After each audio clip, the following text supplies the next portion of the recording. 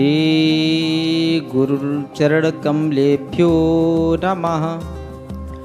ओम श्री सीतारामाभ्यां नमः। ओम श्री राधा कृष्णाभ्यां नमः। ओम श्री गणेशाम्बिकाभ्यां नमः। ओम श्री सरस्वत्यै नमः।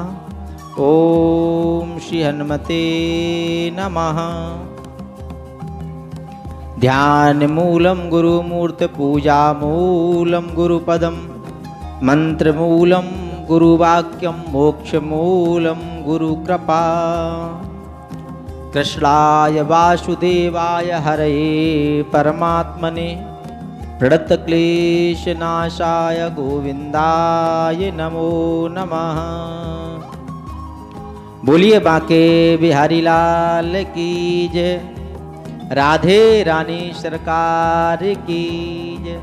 समस्त देवी देवताओं की जय। आज के आनंद की जय। बहुत बहुत धन्यवाद। आज निरंतर ये 38वां कार्यक्रम हमारे आपके बीच में चल रहा है। जैसे गागर में सागर भरा जाता है उसी प्रकार से अभी आपने वाणी को सुना। बहुत ही अद्भुत। बहुत से ग्रंथों का अध्ययन करने के बाद तब कहीं ये शब्द निकलते हैं जो भी बबली जी ने कहे हैं, जो मेरी रमाकांति जी ने कहे हैं। यद्यपि बातें ये सब जानते हैं आप लोग, लेकिन जानना और मानना ये बड़ा कठिन है। ये मन जो है, मन की गति इतनी विकराल होती है कि ये मानने नहीं देता है। सब जानते हैं लेकिन मानता कोई नहीं है। हमारा प्रयास है, आपका प्रयास भी होना चाहिए कि जो हमारे कथन में है वो हमारे चलन में यदि आ जाए तो बड़ा अच्छी बात। बड़ा अच्छा प्रसंग चल रहा था। मुझे बीच में एक बहुत बड़ा बहुत अच्छा एक दृष्टांत याद आया। दृष्टांत ही नहीं अपितु हकीकत की कथा है। उस कथा को मैं आपके बीच में आज जरूर रखूंगा, ध्यान से श्रवण करें। अभी चर्चा आई थी पिंगला की। पिंगला की बोलो बांके बिहारी लाल की जय। अरे कोई ले लो रे, ले लो राम को नाम। अरे कोई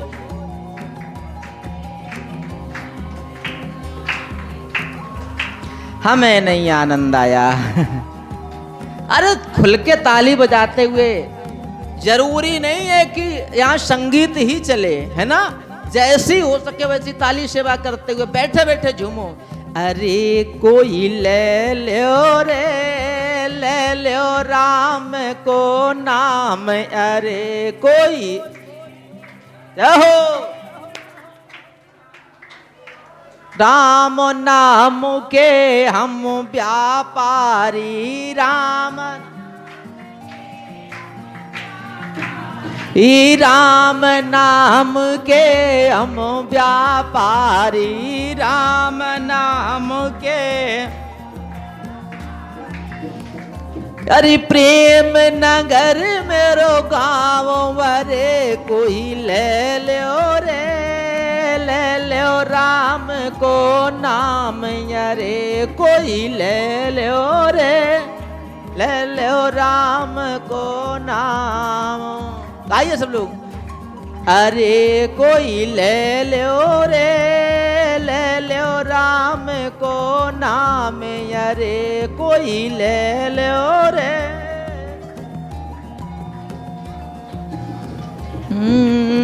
ना यहाँ चंदा, ना यहाँ सूरज, ना यहाँ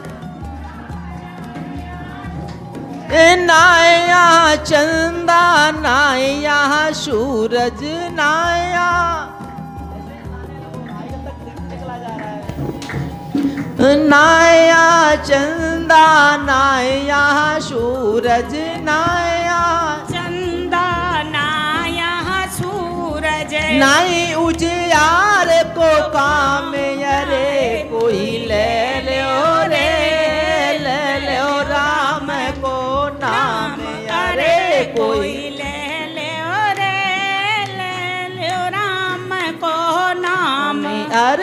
कोई ले लो रे, ले लो श्याम को नाम, अरे कोई ले लो रे, ले लो श्याम को नाम। ना यहाँ गंगा ना यहाँ यमुना, ना यहाँ गंगा ना यहाँ मुना, ना यहाँ गंगा ना यहाँ यमुना, ना यहाँ गंगा ना यहाँ यमुना। ना नहाइबे को काम, अरे कोई ले लो रे, ले लो राम को नाम, अरे कोई ले लो रे, ले लो राम को नाम। राम नाम के हम व्यापारी, राम नाम के हम व्यापारी। प्रेम नगर मेरो गाँव, अरे कोई ले लो रे, ले लो राम को नाम, अरे कोई ले लो रे, ले लो राम को नाम। बोलिए बाके बिहारी लाल की जय हो, श्री लाडली लाल की जय हो। बहुत बहुत धन्यवाद, आप लोगों ने तालियों का सहयोग दिया। आइए हम आप लोग एक छोटे से कथा प्रसंग को स्पर्श करते हुए मैं आगे प्रवेश करूंगा। बहुत ही सुंदर कथा का प्रवचन है, आप ध्यान से श्रवण करिएगा। परम पूज्य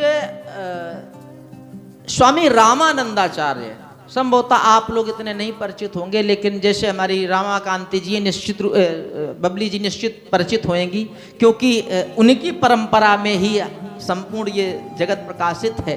गौड़ीय संप्रदाय में, अन्य संप्रदायों में प्रकाशित है। तो रामानंदाचार्य गुरु की परंपरा में एक बहुत ही अच्छी विद्वान, एक विद्वान तो नहीं थी, एक महिला हुई है श्री बारमुखी जी। उनका मैं चरित्र आपके बीच में रख रहा हूं, ध्यान से श्रवण करिएगा। बारमुखी जी बहुत ही ऐसी महिला थी जिनका यदि मैं व्यवसाय आपके बीच में रखूंगा तो आपको शायद घृणा होने लगेगी। घृणा कैसी? वो वैश्या थी। जरा सोचो, वैश्या से पतितगामी इस संसार में और कौन हो सकता है? जो देह व्यापार करे, पराये पुरुषों का संग करे, ऐसी स्त्रियों शायद इससे बड़ा कोई नाम हो नहीं सकता है। एक बार क्या हुआ, शांति का दान दें थोड़ा। एक बार क्या हुआ, बारमुखी जी भ्रमण करके, नगर भ्रमण करके अपने महलों की ओर पहुंच रही थी। बड़ा धनवान थी, बड़े बड़े राजा महाराजा उनकी मुखार बिंदु को देखने के लिए आते थे। संयोग तो बहुत बड़ी बात, केवल मुख देखने के लिए बहुत रुपया ले लेती थी वो। इतनी बड़ी ऐसी वैश्या बारमुखी जी, उन्होंने बड़ा दिव्यता तरीके से धन कमाया। एक बार हुआ क्या, देखिए संतों के दर्शन से ही बहुत कुछ हो जाता है, बहुत कुछ, केवल दर्शन मात्र से। एक बार इनका बहुत बड़ा बगीचा भी था, जमीन भी खरीद रखी थी, बड़ा सुंदर बगीचा, आम इत्यादि के फल इत्यादि लगे, बड़ा आनंद का माहौल था इनके यहाँ। तो संत महात्मा लोग वहां से आए, संध्या काल हो गया। अच्छा, कौन संत महात्मा थे? वो श्री रामानंदाचार्य के ही संप्रदाय के संत महात्मा थे। तो वो श्री रंग जी की फोटो लिए हुए थी। रंग जी भगवान की बड़ा बड़ी फोटो थी। तो उनकी सेवा पूजा लगातार होती रहती थी, वो सेवा पूजा करते थे।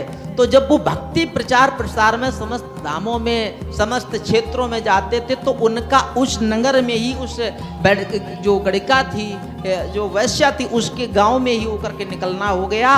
और जब निकलना हुआ, संध्या होगी तो वहां रुक गए। तो उन्होंने क्या किया, संध्या कालीन भी भगवान को वो नित्य प्रति श्रृंगार इत्यादि, थोड़ा बहुत आरती के पहले थोड़ा सजाते हैं ना, तो सजा बजा करके कोई कुछ कर रहा है, कोई भगवान के लिए कुछ बना रहा है, कोई कुछ बना, ऐसी सेवा देखी। जैसे ही वो नगर भ्रमण करके वैश्या आई, तो तो उसने देखा कि हमारे आज बगीचे में बड़ा भीड़ भाड़ है, कौन है? तो बड़े बड़े जटाजूटधारी संत महात्माओं को देखा।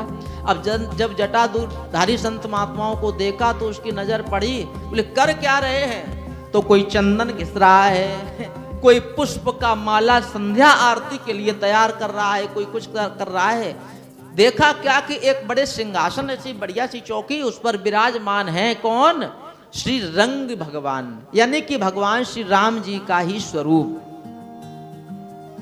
तो बारमुखी जी ने देखा, उस रूप को देख करके, संतों को दर्शन देख करके वो अपने आप में बदल गई। उनके हृदय में भाव आया कि मैंने अपने जीवन भर पाप किया और इस पापों का प्रायश्चित कैसे हो?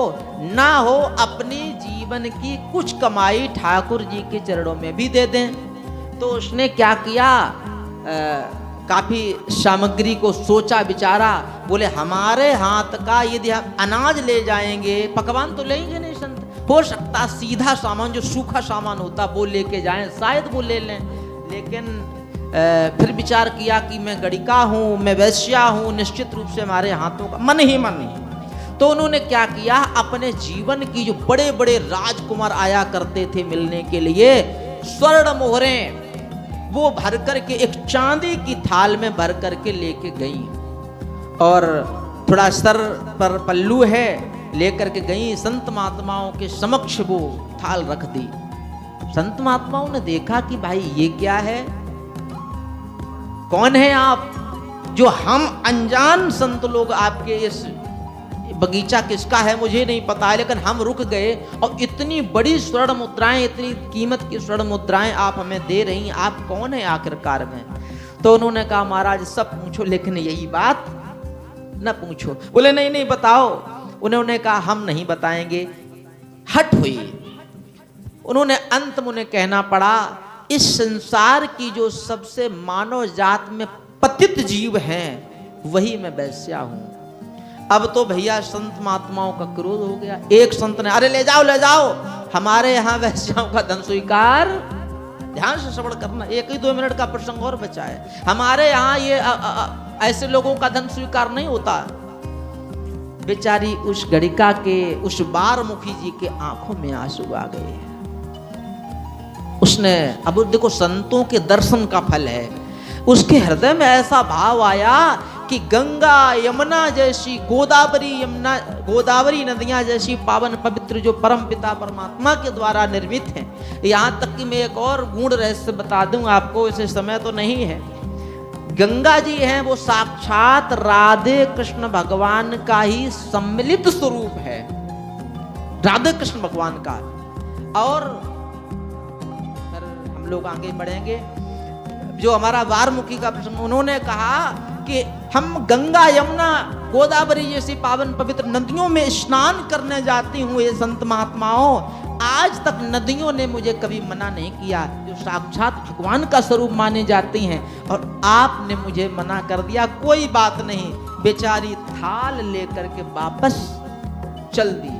जब थाल लेकर के वापस चली तो उसकी दिव्य वाणी सुनकर के संतों में जो महंत थे, उन महंत संत ने कहा बेटी ठहरो, रुको। क्या है महाराज? बोले काम करो, आप इसका मुकुट बनवा दो। बोले जब आप, बोले किसके लिए? बोले हमारे जो भगवान है श्री रंग जी, राम जी, उनको हम पहना देंगे। तब उस बेटी ने, उस वैश्या ने कहा कि जब हमारी इस काली कमाई को जो संत महात्मा नहीं ले सकता, तो बोला ठाकुर जी कैसे? बोलो कैसे ले सकते हैं? यही संसार का नियम है। अब हम थोड़ा पीछे जा रहे हैं। अभी यहाँ पर कुछ दिन पूर्व हरियाली तीज का महोत्सव था, उसमें मैंने एक लाइन कही, आपने यूट्यूब पे देखी होगी, कि मेरी राधा रानी, मेरे बांके बिहारी कृपालु तो हैं, लेकिन कितने कृपालु हैं ये तुम लोग नहीं जानते हो। अब देखिए, संसार के लोग अपवित्र धन नहीं लेते हैं, भगवान कैसे स्वीकार करेंगे? तो संत महात्मा ने कहा कि देखो बेटी, हम अपनी मर्जी से नहीं, जो हमें ठाकुर जी का आदेश मिल रहा, आभास हो रहा, मैं उस पर बोल रहा हूं। तो उसने कहा ठीक है। वो एक सुनार के पास पहुंची। सुनार ने कहा कि भाई हम बना तो देंगे, लेकिन एक शर्त है। बोले क्या कि टाइम लगेगा। बोले कितना? बोले कम से कम 15 दिन का। उन्होंने कहा कोई बात नहीं। संत महात्माओं के पास आई, बोले 15 दिन महाराज टाइम लिया। बोले कोई बात नहीं, हम मंदिर का पता दे रहे हैं, जहाँ हम रुकेंगे वहां चली आना लेकर के। बोले कहा ठीक है। तो इसने बड़ा सुंदर जब उस मोहरों को बिक्री किया, ध्यान से सुनना जरा, 3 लाख से अधिक उस जमाने में, जब श्री रामानंदाचार्य थे, यानी कि 1400 ईस्वी के करीब की घटना। उस जमाने में 3 लाख, आज के जमाने में कम से कम नहीं 3 अरब खरब हो गए होंगे, ज्यादा हो गए ना। इतनी बड़ी धनवान, और वो सारा का सारा रत्न जड़ित मुकुट बनवाया, लेके गई। एक सुंदर थाल में ऊपर से वस्त्र ढक लिया।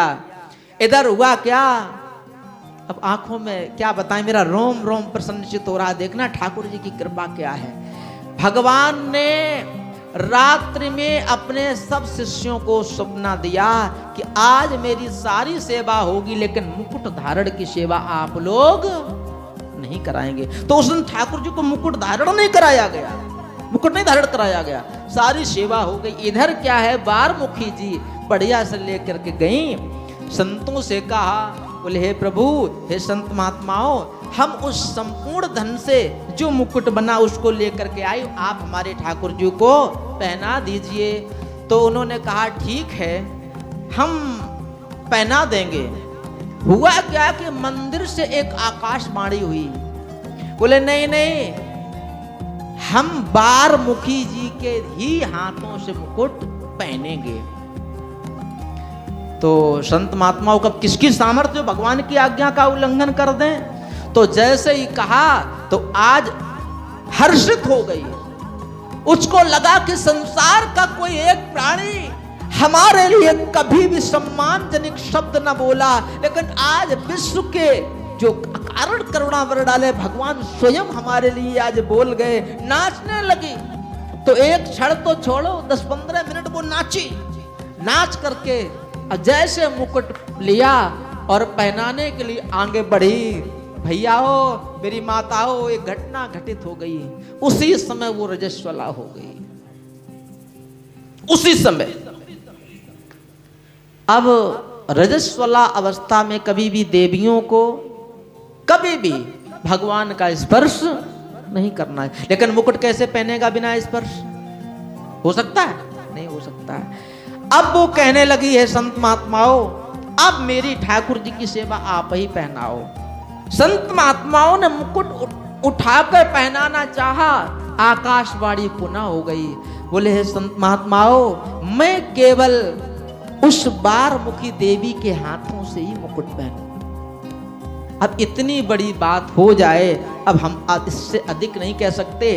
भगवान के समक्ष रोने लगी वो कि देखो कितने करुणावर डाले हैं हमारे प्रभु। लिया मुकुट, आगे गई, मन में गिलानी है, कैसे जाऊं कैसे जाऊं। लेकिन जब पहुंची, हुआ क्या, हमें लगता रहता कि भगवान बड़ा सामने है, लेकिन जब भगवान का विग्रह रखा जाता है तो थोड़ा ऊंचा होता है। अब यहाँ मत देखना, हम रात दिन मेहनत कर रहे हैं मंदिर बनवाने के लिए, रात दिन मेहनत कर रहे हैं। मेरी मेहनत भगवान, आप लोग प्रार्थना करो कि अपने राधा कृष्ण भगवान का भव्य मंदिर डिस्ट्रिक्ट औरैया का तैयार हो जाए, ऐसी प्रार्थना करिएगा। आप लोग ताली बजा करके उत्साहवर्धन करिएगा। तो मुकुट ऊपर, भगवान का सिंहासन ऊपर। अब ये बेचारी पहनाने की प्रयास कर रही है, लज्जा है, शर्म है। हजारों की संख्या में पंडा पुजारी खड़े हैं, देख रहे हैं कि भगवान की क्या अद्भुत लीला, क्या अद्भुत लीला। हुआ क्या, वो पहुंच नहीं रही है। तो हुआ क्या, अब यहाँ लक्ष्मण जी नहीं है, रमाकांति जी, कि कह दें कि झुक जाइयो तनिक रघुवीर, अथवा कोई पैर छू ले। देखते देखते भगवान की गर्दन झुक गई। वो जिसको लोग मूर्ति समझते हैं वो झुक गई। इन्होंने मुकुट पहना दिया। बोलो वृंदावन बिहारी लाल की जय। तो मैं ये नहीं कह रहा हूं कि आप भी ऐसी अवस्था में स्पर्श करो, लेकिन सिर्फ ये कहना चाहता हूं, ध्यान से श्रवण करना, कि भगवान इतने करुणामय डाले हैं जहां तक हमारी सोच नहीं हो पाती। न जाने कौन से गुण पर दया निधे रीझ जाते हैं, न जाने कौन